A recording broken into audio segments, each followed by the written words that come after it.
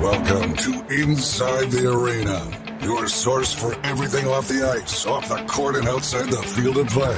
With your hosts, KOMO Sports Director Niko Tamurian and KOMO Senior Reporter Chris Timms.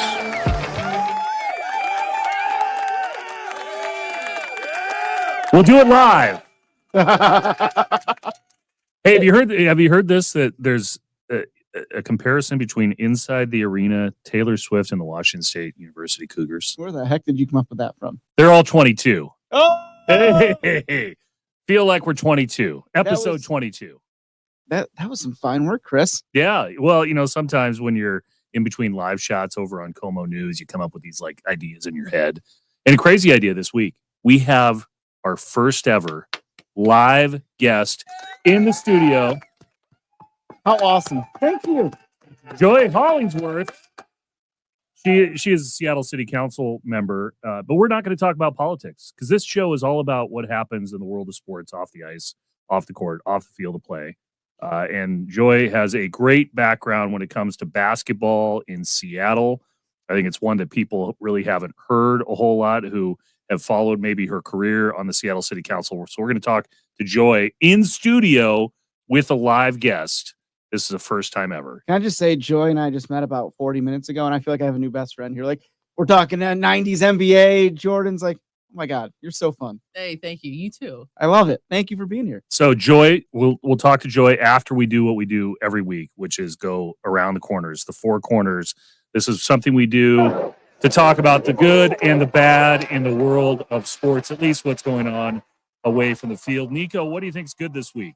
Yeah, I got to give props to the Mariners. Listen, it's baseball season. Well, at least for the Mariners over, wrapping up, of course, with the World Series. But they've been doing a lot of things in different communities. And I want to start with, you have Cal Raleigh and Ryan Bliss helping their hometown communities in the Southeast U.S. Recover from Hurricane Helene.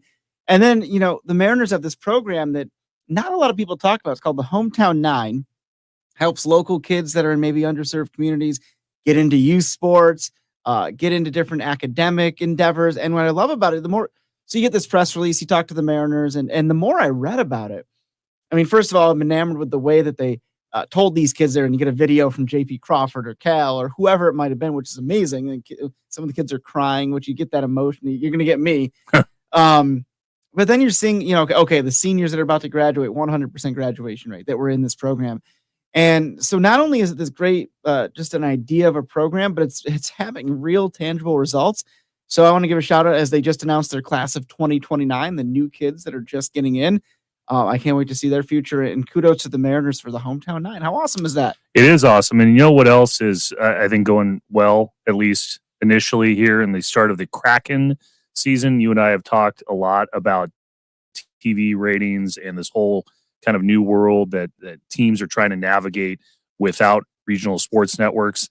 The Kraken in the first part of this season, they didn't have great numbers in the preseason, but those TV numbers are steadily increasing. They're getting more people to find them on over-the-air linear television. We don't have the exact numbers yet on what Amazon is seeing, and a lot of people are streaming for sports nowadays, but it looks like, at least on linear television in the first part of the season, as the Kraken are out of the gate, probably better than last year, you can say at this point.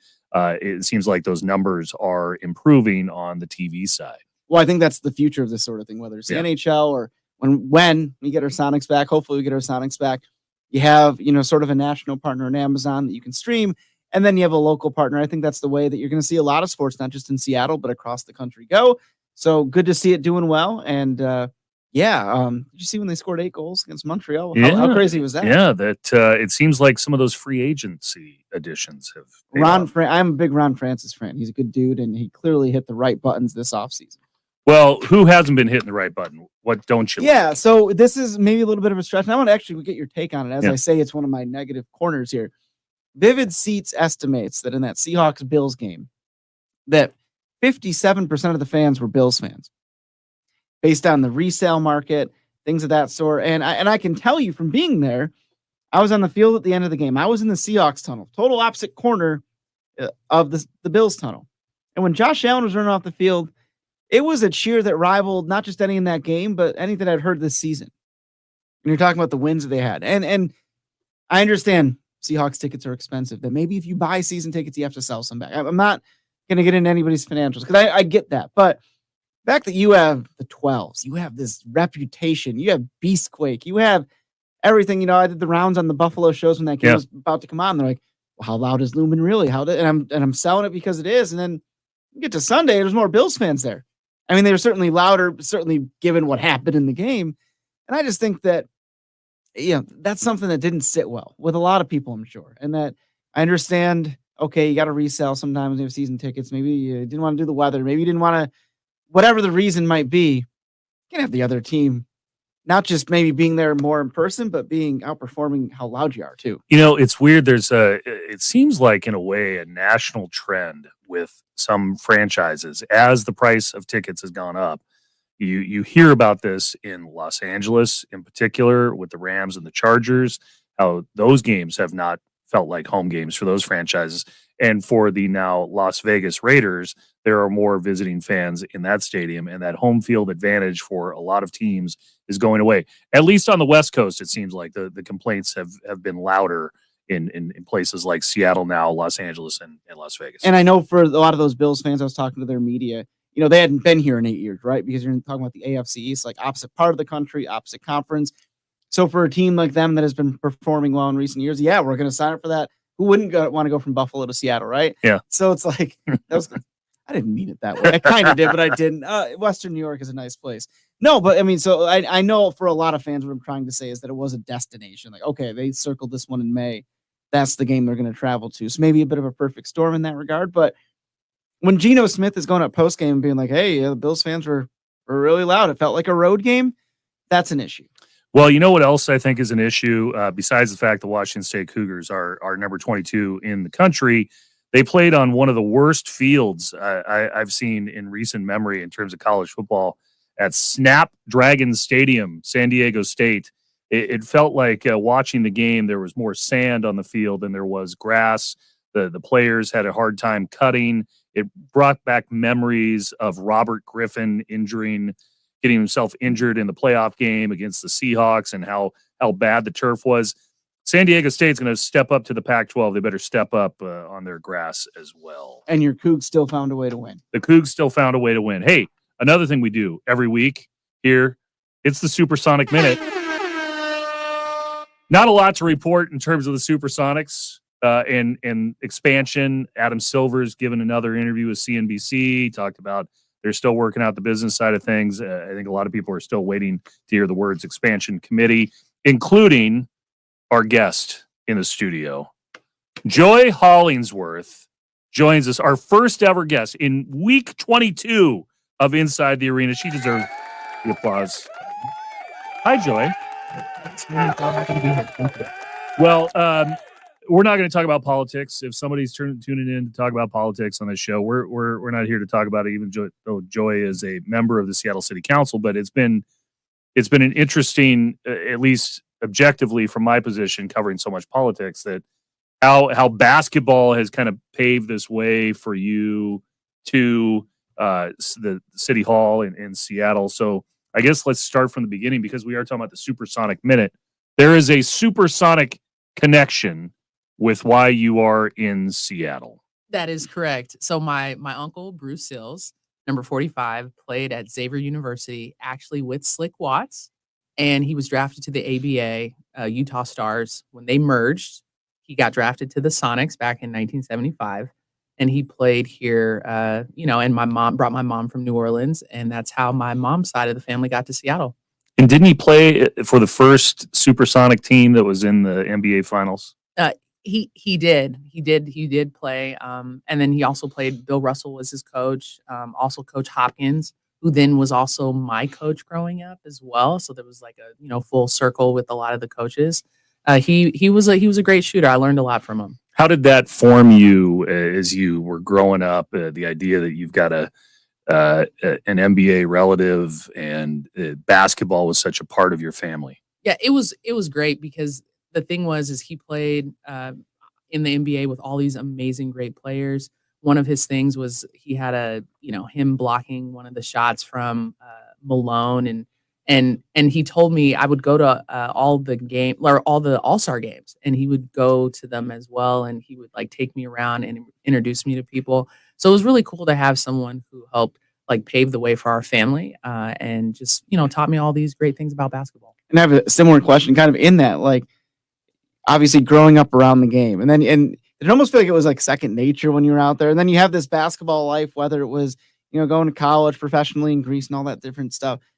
Thinking about that, it started because your uncle goes to the Sonics, then your mom comes out here, and that jump started a basketball life. I mean, how special is that? Oh, it's huge because the Sonics were such a great part of my life growing up, just because my uncle played. But then also we had great players here. Some people don't understand because you had talked about, Niko, earlier about all the cool things that the Mariners are doing off the field. One of the best things I remember about growing up here in our Sonics, they were always in the community connecting with kids. We got a grant one time for our Boys and Girls Club out in White Center. Gary Payton gave us $5,000, and that helped like take us to be able to travel all around the state for our girls AAU team.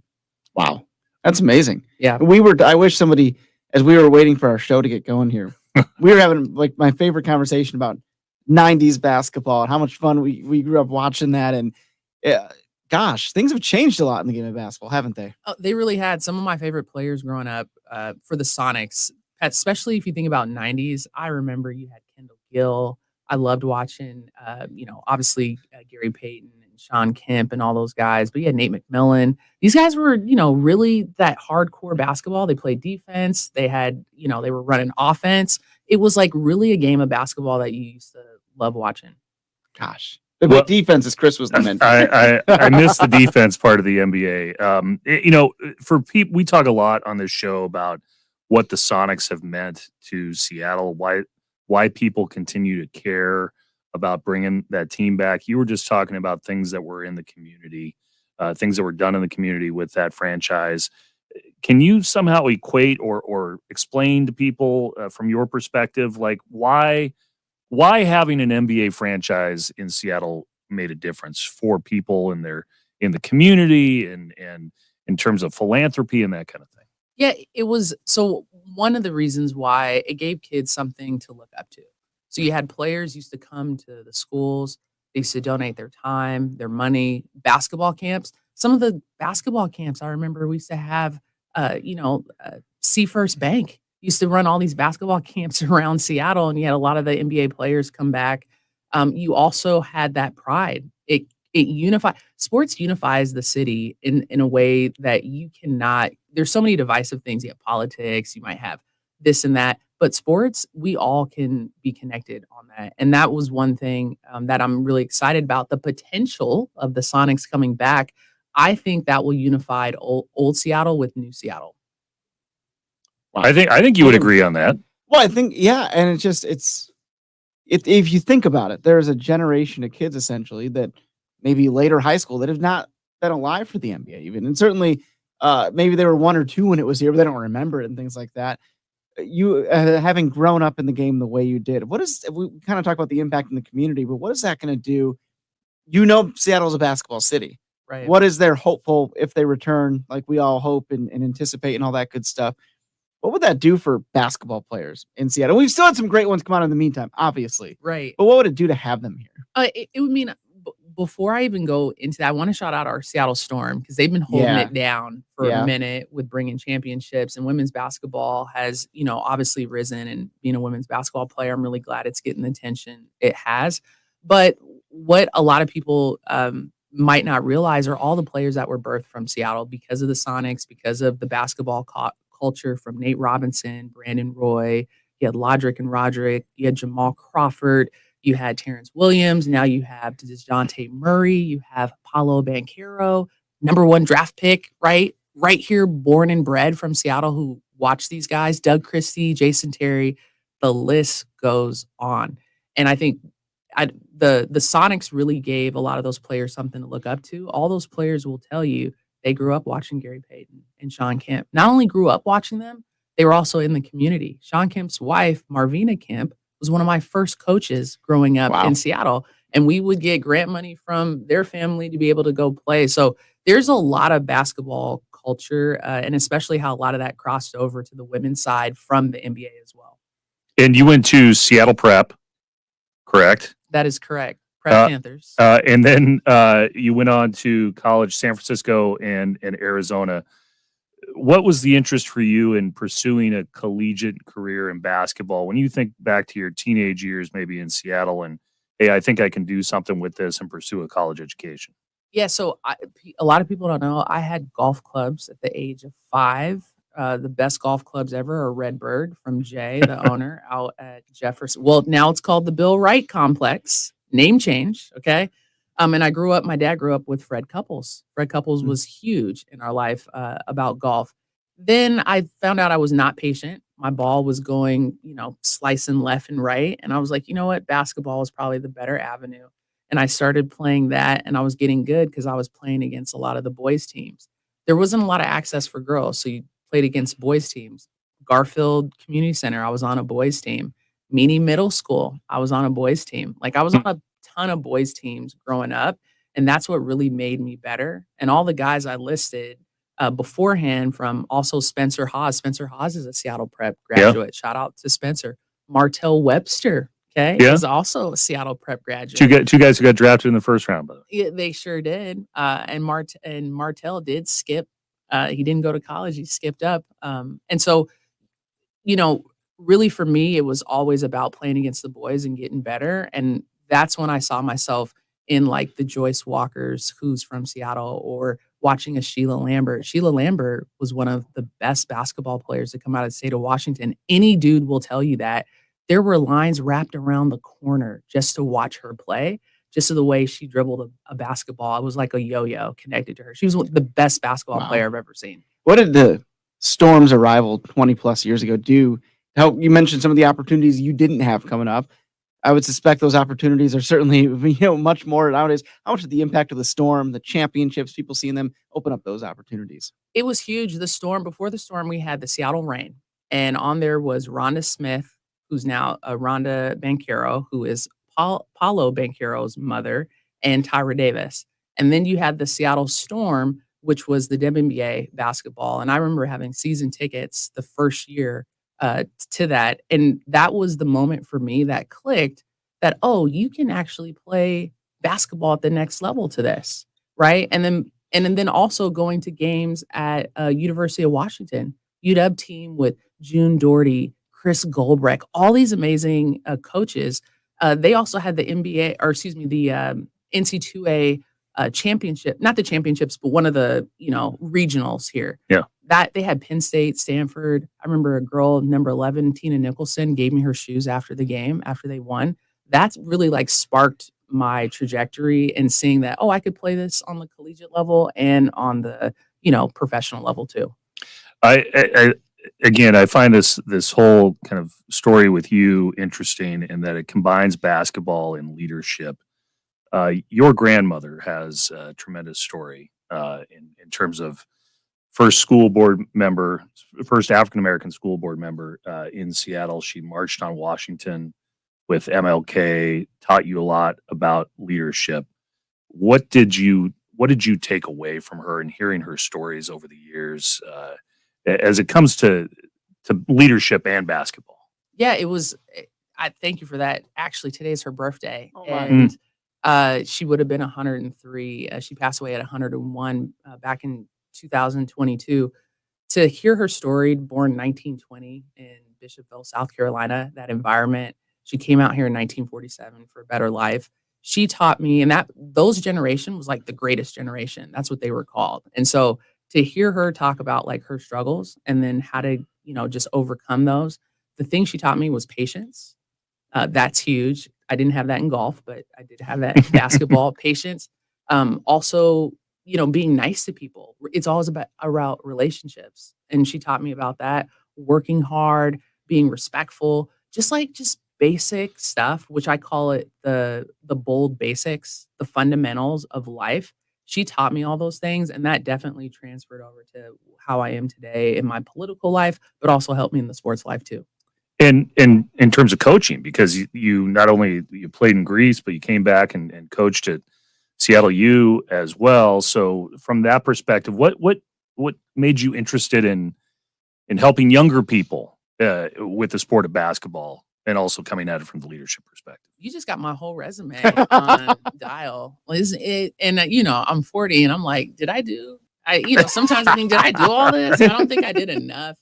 Had a wonderful, so after I played basketball in Greece, which was great, everyone has that moment, life after basketball, and trying to figure out, okay, what's next? What do I do? You've been bordered by the game and you just don't know what's next.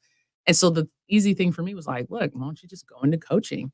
That was like a great transition, and coached at Seattle University. And that was like one of the hardest things ever, to do a transition from D2 to D1, the recruiting piece, the, inspiring young folks. That was like one of the best opportunities that I've ever had. The recruiting was fun. So I got to be on the road and travel a ton, and just, travel the country to find like the players randomly out of stuff. I can begin to tell you, like, driving through Fresno, cutting through California, or all the drives through Texas, right? Finding players, finding that one player at that junior college, right? To get to Seattle. But the coaching piece and giving back to young folks, especially when they're ripe at the age of vulnerability in college, that was like life-changing for me. And then to hear them call me back and just say, hey, coach, now I understand what you were saying when you said this. Because beforehand, they didn't want to listen to me. But now they're like, I get it now. So when did you decide, hey, okay, I'm done with coaching. I want to get into the business world.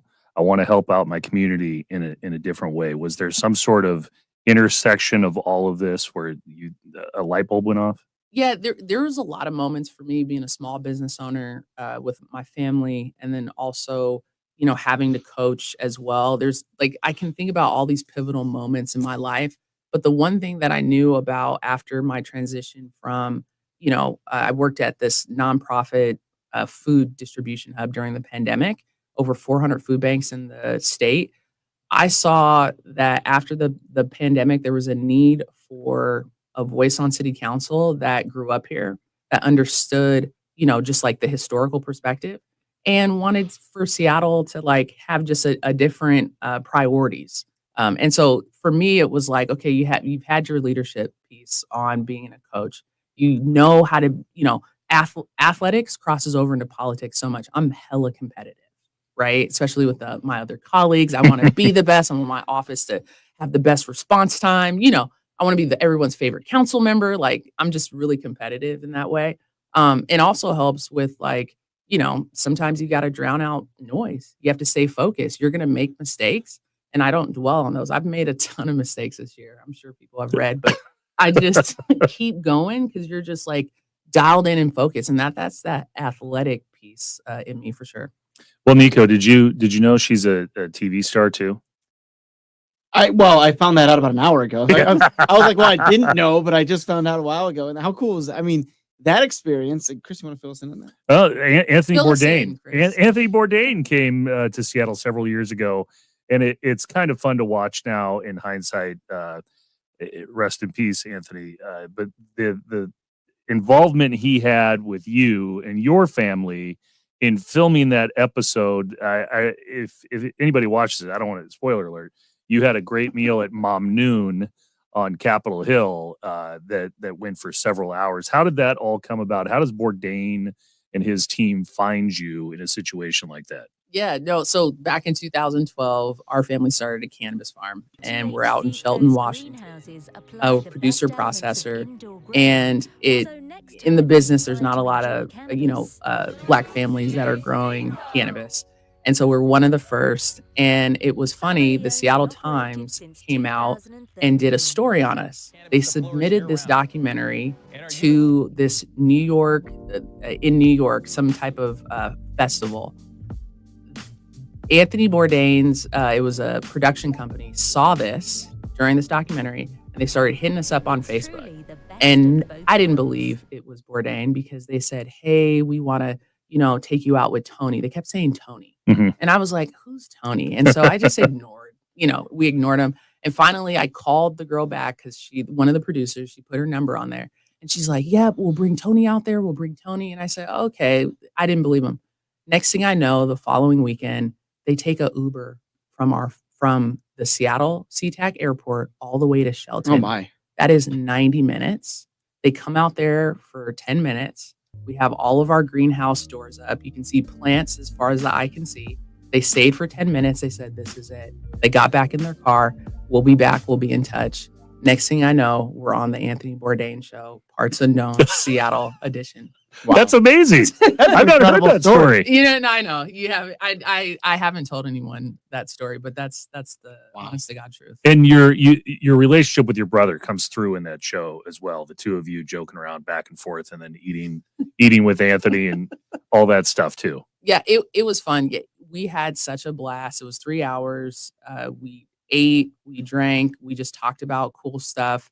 He was phenomenal. The last thing he said to us after we finished the show, and I had a great time with my brother, Raph. We have an unbelievable connection. Even though he's my little brother, he still treats me like he's the older one, but whatever. But the last thing Bourdain said to me, and this is great. He said, we're going to make you all look like rock stars. And then he said a bad words, and I know I can't say it on here, but he said that, and then he left, and it was the last thing he said to us. Wow. That's a great story. Yeah. We talked about it, but I didn't get all that detail. And Joy, I wanted to ask, obviously, we've said it about 1 million times in the show. Goodness, we all want the Sonics back. We're all anticipating it. How do you kind of balance that dynamic? You have this job, but also you're a basketball fan. You want it back more than anything. And you know, how excited are you at the prospect? I know the NBA's got their prospect, and we're kind of there's only so much you can do until they formally get things going, and then it's a whole nother animal. But how do you handle the right now, the waiting part, as we get, hopefully anyway, closer to what could be something great? It's tough. We've been waiting since 2008, Right. Mm-hmm. And it's a waiting game. It's really tough. I know, being in the political piece and being a city council person, the best thing I can do is show the NBA how much we support them, how much we care about them, how much we want them back. And I think that was shown at the Rain City Classic when, you saw a ton of politicians at the game. And then we also had Kevin Porter, who's from Seattle. He plays for the Clippers. The phenomenal Rainier Beach High School. There's a rival between how many championships does Rainier Beach High School have versus Garfield High School, which is in my district. You also have Matisse Thibault, great player, plays for Portland, played at Eastside Catholic. You have so many phenomenal players. People are just really excited. And so what I can do the best is show the narrative that, from the political side, we're ready to welcome the Sonics back with open arms. How's your cousin doing, Nate? Nate's doing great. Nate, I love Nate. We found out we were cousins in high school, and we've been connected ever since. I always think I have the better shot. And so if you're listening, Nate, you already know that I have the better shot. But he's doing better. I know that he's gone through some challenges and, health stuff. And so we're always praying for him. And if anyone has a blood match and a kidney, my cousin needs it. Nate Robinson, Joy Hollingsworth. One final quote here from Joy. And yes, Joy, I do my homework. One of your old college team guides, you had a quote: "We fall down, but we get up. Pain is only weakness leaving the body." Did I say that in college? You said that in college. You still feel that way? No. Now that we're all older? Pain is pain right now. But you know what? This is what my grandma used to say, and now I believe it. If it hurts, I know it's working. And so that's the age I'm at. If my knee hurts, I know it still works. There you go. I like that. We'll end on that. We do have a final buzzer, though. Yes? Wow. A final buzzer. Well, yeah, let's get into the final buzzer. Final thoughts? My final thoughts are this: bring back the Sonics. Well, you know what? I just wanted to say as a final thought, thank you, Bill Fesh. Yes. Can we thank Bill Fesh? Yes. Over here? He gets applause, too.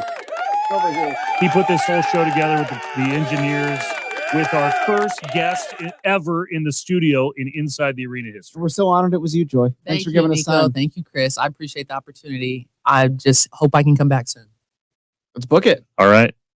David, Lee, take us out. You've been listening to Inside the Arena with Niko and Chris. Please subscribe on your favorite platform. Until next time.